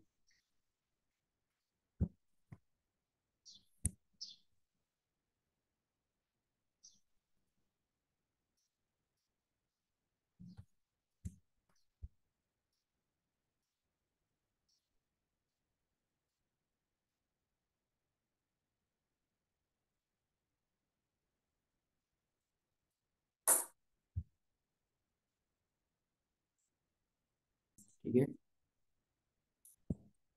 यहाँ पर हमारा डिस्ट्रीब्यूशन एक्सपेंस आएगा 7,500। यस, क्योंकि देखो ना यहाँ पे आ गया ना, हमने सॉरी कहा है ना, there are accrued distribution expense, तो यहाँ एक्रूड एक्सपेंस लाइबिलिटी 7,500 भी आनी है। यहाँ पर हम लिख लेते हैं 12,000, इसमें अलग से लिख लेते हैं, चलिए। Accrued distribution expense 7,500। यस, चले अब देखें आप होता ही क्यों। 413,000 प्लस 400,000 प्लस 73,500 प्लस 12,000 प्लस 7,500। हाँ ठीक है, अब आ गया 906। देखो तुम लोगों को कहते कहते मैंने खुद ही नहीं 2 बार लिखा। चेक करो। तो मैं आपको असल में ये बताना चाह रहा हूँ, ये इतनी कॉमन मिस्टेक है, ये इंतहाई कॉमन मिस्टेक है कि आप एक बार एडजस्ट कर देते हो, फिर आपका बैलेंस इक्वल नहीं होता, फिर आप परेशान होते हो, जैसे हम हो रहे थे। ठीक है जी, चले। कोई कंफ्यूजन इस सवाल में जो हमने सॉल्व किया एग्जाम्पल, इसमें किसी को कोई कंफ्यूजन? एग्जाम्पल पे चलते हैं। ठीक है, ये देख लें, अगर किसी ने स्क्रीनशॉट लेना है तो ये हमारी एडजस्टमेंट्स हैं और ये हमारा सॉल्यूशन है। एग्जाम्पल सर,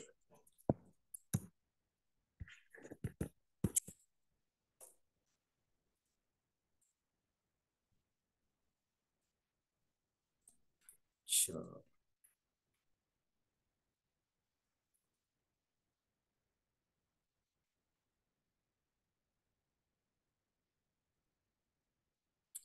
अब मैंने आपको कहना यह है कि आपने घर से एग्जाम्पल नंबर 8 करके आनी। बहुत आसान एग्जाम्पल है, और इसके अंदर आपने एक चीज समझ लो कि आप ये देखो कि क्लास नहीं खत्म हुई अभी, सॉरी, थोड़ी सी है क्लास।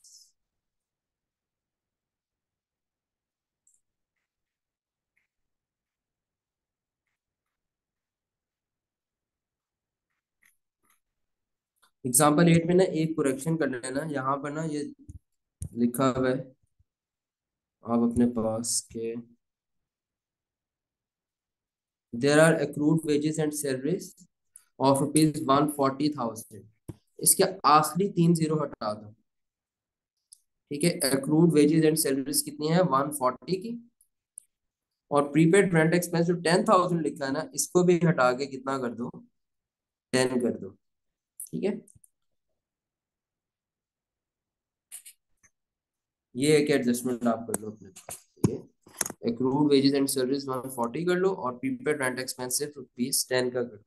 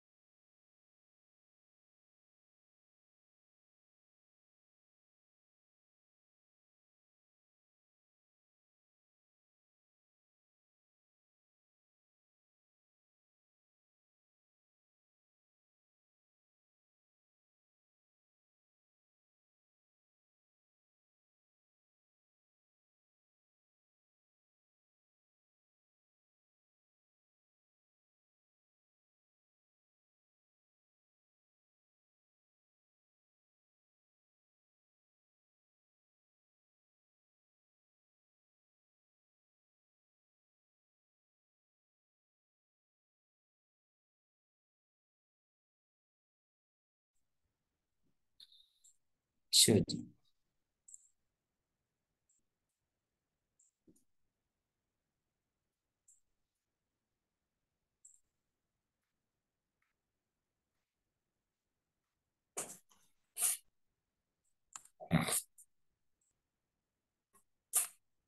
अब यहाँ आप लोग एक बात समझो जो मैंने आपको भी बताई है ना।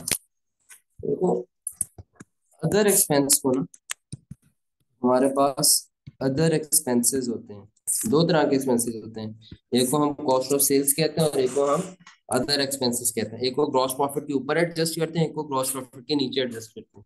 ये जो हमारे पास अदर एक्सपेंसेस होते हैं ना, इनको फर्दर हम डिफरेंट टाइप्स में ब्रेक कर सकते हैं। एक को कहते हैं जनरल एंड एडमिन एक्सपेंसेस, एक को हम कहते हैं सेलिंग एंड डिस्ट्रीब्यूशन एक्सपेंसेस, और एक को हम कहते हैं फाइनेंस कॉस्ट। अच्छा जी, फाइनेंस कॉस्ट क्या होते हैं? फाइनेंस कॉस्ट होता है पैसा बोरो करने का खर्चा। फॉर एग्जांपल, या बैंक चार्जेस, इसमें बैंक चार्जेस आ जाते हैं। बैंक को अगर आपने ऐसा रखवाया है, बैंक कोई चार्जेस वगैरह डिडक्ट कर लेता है। या इंटरेस्ट इंटरेस्ट एक्सपेंसेस इसके अंदर आ जाते हैं, इसे कहते हैं फाइनेंस कॉस्ट।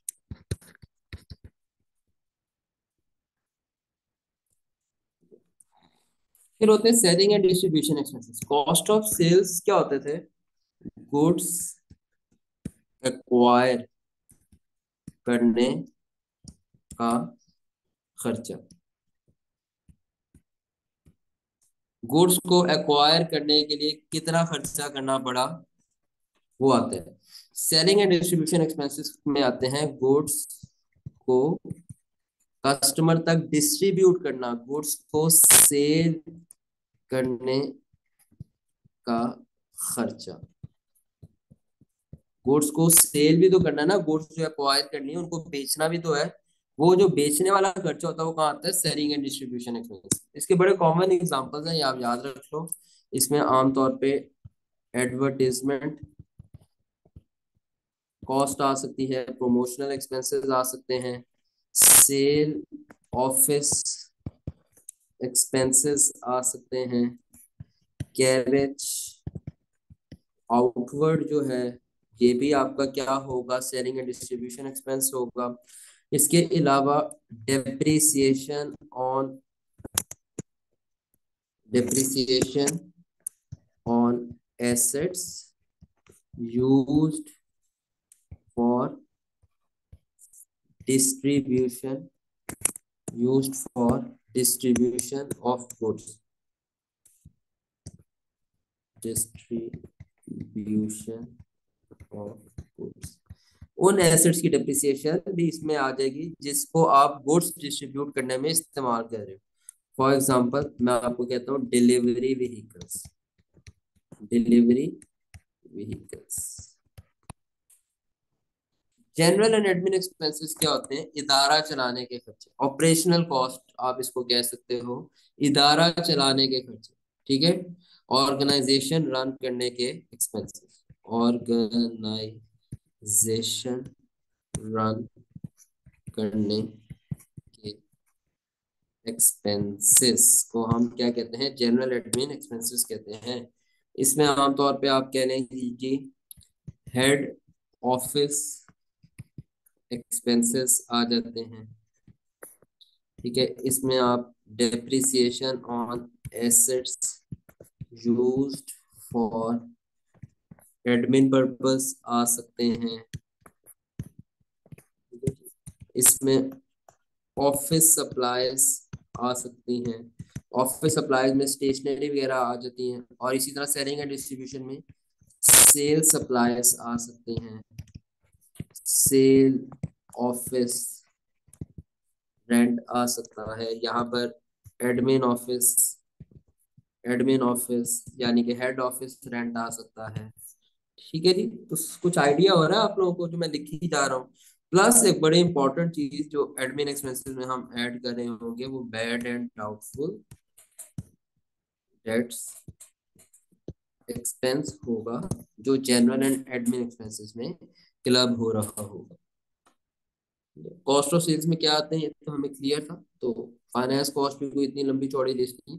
बाकी जनरल एंड एडमिन एक्सपेंसेस और सेलिंग एंड डिस्ट्रीब्यूशन एक्सपेंसेस, इस पे इतनी टेंशन लेने की जरूरत नहीं है।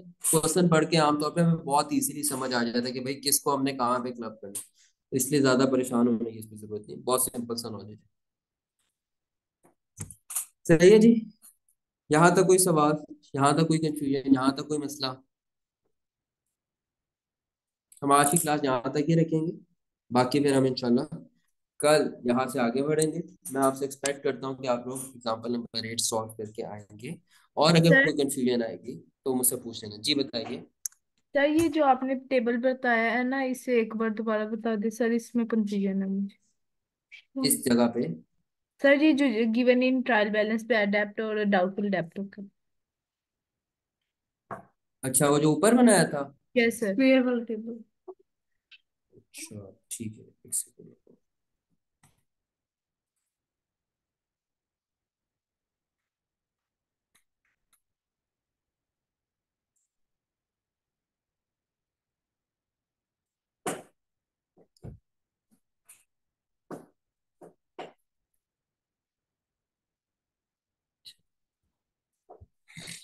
मैंने ये बात की है कि देखो इसको इसको इस टेबल को कभी पहले, इसको मतलब है कि ऐसे बैड डेट्स जो ट्रायल बैलेंस में गिवन होंगे, ऐसे बैड डेट्स ऐसे ऐसे बैड डेट्स जो ट्रायल बैलेंस में गिवन होंगे, उसको क्या करना है, वो हम पहले से ही रिसीवर्स में से डिडक्ट हुए होते हैं, उनको से बैड डेट्स एक्सपेंस में ऐड करना, ऐसे पढ़ना है। फिर ऐसे बैड डेट्स, ऐसे बैड डेट्स जो एडिशनल इंफॉर्मेशन में गिवन होंगे, उनको क्या करना है, उनको बैड डेट्स एक्सपेंस में ऐड भी करना है और उनको ट्रेड रिसीवर्स में से डिडक्ट भी करना है। मैं थर्ड पे ये बात कर रहा हूँ। ऐसे बैड डेट्स जो ट्रायल बैलेंस में, जो बैड डेट भी हो वो ट्रायल बैलेंस में गिवन हो, उनको बैड डेट्स एक्सपेंस में ऐड करना है। ऐसे बैड डेट्स जो एडिशनल इंफॉर्मेशन में गिवन होंगे, उनको बैड डेट्स एक्सपेंस में ऐड भी करना है और उनको ट्रेड रिसीवर्स में से डिडक्ट भी। अलाउंस फॉर डाउटफुल डेट्स, ऐसे अलाउंस फॉर डाउटफुल डेट्स जो आपको ट्रायल बैलेंस में गिवन होंगे, उनका ये ट्रीटमेंट है कि वो ओपनिंग अलाउंस होता है और उनको बैड डेट्स एक्सपेंस में से डिडक्ट करना होता है। और ऐसे अलाउंस फॉर डाउटफुल डेट्स जो एडिशनल इंफॉर्मेशन में गिवन होते हैं, वो क्लोजिंग अलाउंस होता है। उन क्लोजिंग अलाउंस की इंफॉर्मेशन दी जाती है, उनको बैड डेट्स एक्सपेंस में ऐड भी करते हैं और उनको ट्रेड रिसीवर्स में से डिडक्ट भी करते हैं। और कोई सवाल? ये सर, ये समझ आया सर। ये ओपनिंग अलाउंस और क्लोजिंग अलाउंस आप किस बेस पे करते हैं? क्योंकि वो। ओपनिंग अलाउंस क्लोजिंग अलाउंस किस बेस पे कहते हैं? टॉपिक नंबर 4 वीडियो देख लो जाकर। तो बड़ी लंबी बात, ये तो बड़ी लंबी बात चली जाती है यहाँ पे ना। सर सर लेक्चर सारे लिए हैं, लेकिन सर अब थोड़ा सा भूल गए। ओके सर, मैं। नहीं नहीं, इसको उसको आप रिवाइज करो, आपको समझ। Opening allowance closing allowance, closing allowance होता था current year previous. Allowance, opening allowance होता था यस। Previous year allowance. तो हम क्या करते होते थे, मगर आपको चलो याद करा देता हूँ थोड़ा सा। ये जब आप बैड डेट्स एक्सपेंस निकालते थे तो उसका मैंने आपको फॉर्मूला बताया था ना, कि बैड डेट्स उसमें से ऐड करते हैं क्लोजिंग अलाउंस, दो चीजें ऐड होती थी। क्लोजिंग अलाउंस का मतलब होता है current year allowance, opening yes. Allowance का मतलब होता है प्रीवियस ईयर अलाउंस। उसमें से लेस करते थे ओपनिंग अलाउंस और लेस करते थे बैड डेट्स रिकवर्ड। ठीक है जी, ये होता यस। है। और आप नोट्स देखो, नोट्स में मैंने लिखा भी हुआ है कि ओपनिंग अलाउंस की ट्रीटमेंट क्या है, क्लोजिंग अलाउंस की ट्रीटमेंट क्या है, अलग से भी लिखा हुआ है टॉपिक नंबर 4 में। और एक और होता था कि स्टेट, ये तो एसओसीआई में हम ऐसे करते होते थे, हमारे पास एक्सपेंस और स्टेटमेंट ऑफ फाइनेंशियल पोजीशन में हम कहते होते थे नेट ट्रेड रिसीवेबल्स निकालने के लिए ऐसे करते थे। चलो, हमारे पास ट्रेड रिसीवेबल्स होते थे, उसमें से हम लेस करते थे क्लोजिंग अलाउंस, याद आ रहा है? हमारे पास यस आते सर। थे नेट ट्रेड रिसीवेबल्स। तो यही बात बता रहा हूँ मैं, कि क्लोजिंग जी। अलाउंस जो होता है, क्लोजिंग अलाउंस ट्रेड रिसीवेबल्स में से भी लेस हो रहा होता है और बैड डेट्स में ऐड हो रहा होता है, जबकि ओपनिंग अलाउंस सिर्फ एक बार एडजस्ट, हाँ एक लेस हो रहा होता है। ओपनिंग अलाउंस सिर्फ लेस हो रहा होता है बैड डेट्स एक्सपेंस में से। जी सर। आ गया यार? Yes sir. चलो, और कोई बात?